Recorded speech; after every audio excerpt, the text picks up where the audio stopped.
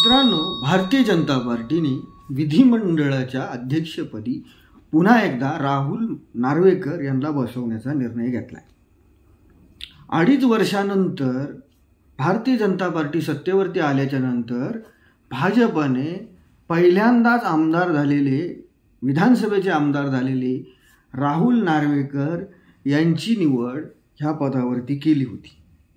विधानसभेचा अध्यक्ष झाल्याच्या नंतर राहुल नार्वेकर यांनी अनेक रेकॉर्ड केले। त्यामधला एक रेकॉर्ड म्हणजे सर्वात तरुण विधिमंडळाचे अध्यक्ष।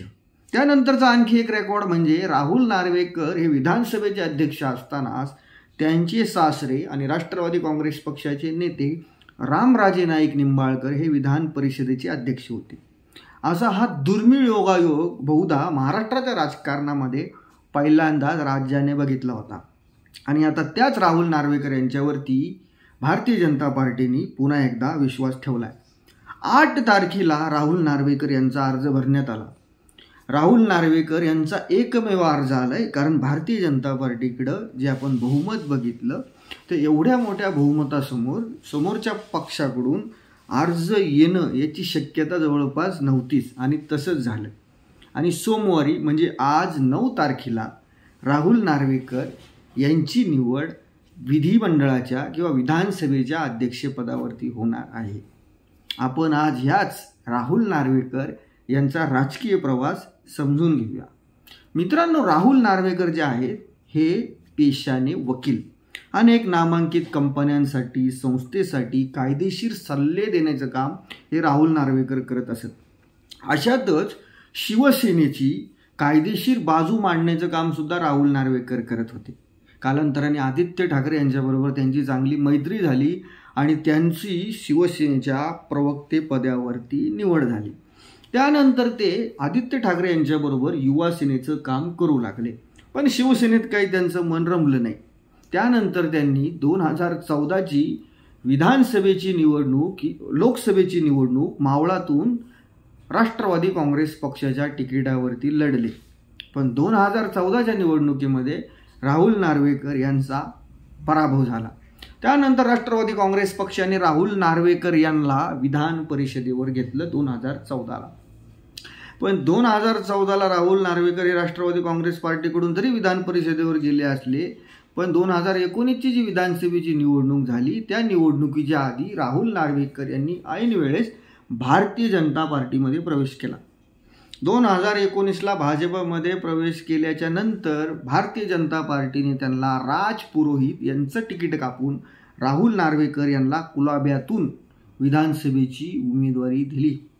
2019ला राहुल नार्वेकर मोठ्या प्रचंड मताधिक्याने कुलाबा ह्या विधानसभा मतदारसंघामधून निवडून आले। भाजपने आमदारकीबरोबर राहुल नार्वेकर यांच्यावरती भारतीय जनता पार्टीचे राज्याचे मीडिया प्रभारी ही सुद्धा अत्यंत महत्त्वाची जबाबदारी राहुल नार्वेकर यांच्याकडे दिली।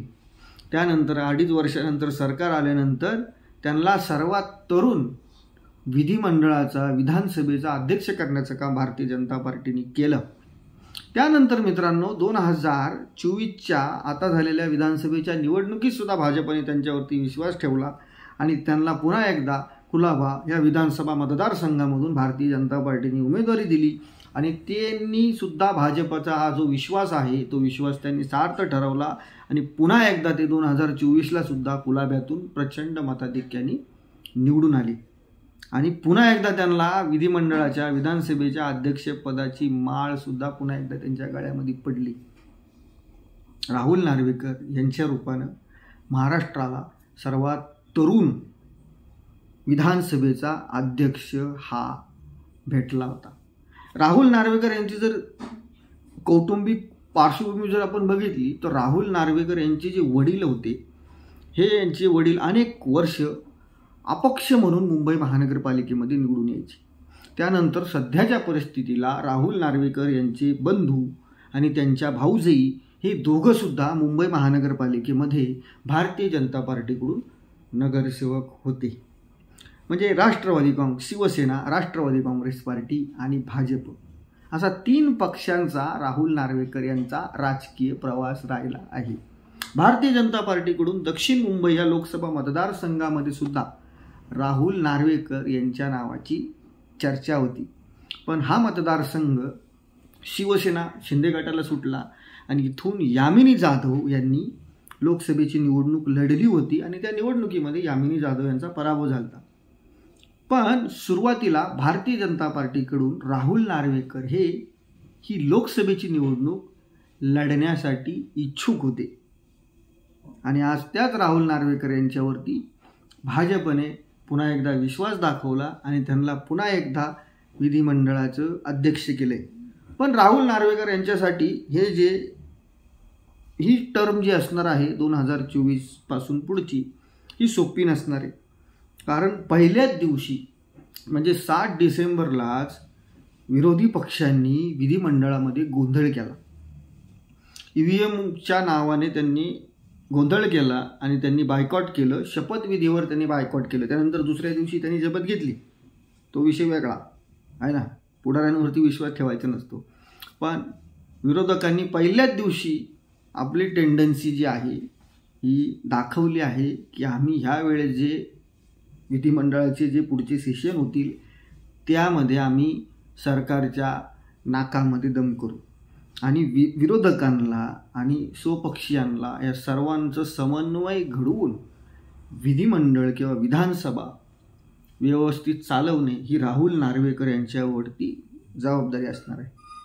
याही पुढे जाऊन मित्रांनो, राहुल नार्वेकर जसे सर्वात तरुण अध्यक्ष म्हणून त्यांची एक ओळख किंवा त्यांचं एक इतिहासामध्ये नाव गेलं आहे, तसं आणखी एका गोष्टीसाठी त्यांचं नाव इतिहासामध्ये गेलं आहे.